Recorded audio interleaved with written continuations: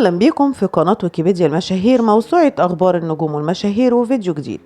قبل ما نبدأ الفيديو اللي معانا فضلا وليس أمرا، لايك للفيديو واشتراك في القناة وتفعيل الجرس للكل عشان يوصلكم كل جديد فيديوهاتي، ونصلي على الحبيب المصطفى محمد صلى الله عليه وسلم في التعليقات ونخش في الموضوع.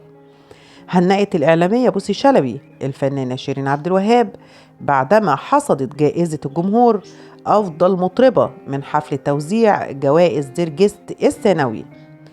ونشرت بوسي صورة لشيرين عبد الوهاب على حسابها الرسمي على انستجرام، موجهة رسالة ليها كتبت فيها وقالت: ألف مبروك اختيار صوت الإحساس وصوت الحب شيرين أحسن مطربة جائزة الجمهور ديرجست، ومبروك الأغاني الحلوة يا حلوة مصر، كلنا بنحبك.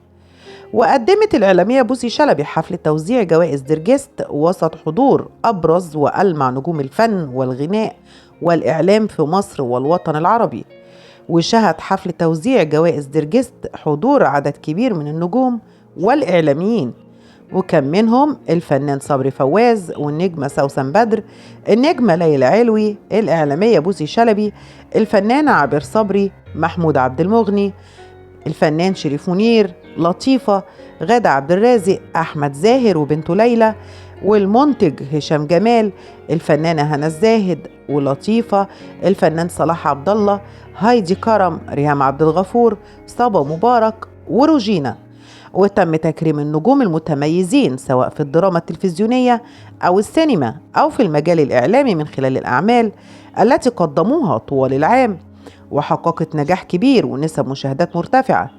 وتنقسم الجوائز لعدد من الفئات أبرزها أفضل ممثل وأفضل ممثلة وأفضل مذيع وأفضل مذيعة، أفضل موقع إخباري وأفضل قناة تلفزيونية وأفضل قناة إذاعية، إلى جانب أفضل مطرب أو أفضل مطربة.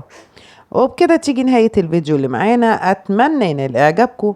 استنوني في فيديو جديد إن كان في العمر بقية، وآخر كلامي السلام عليكم.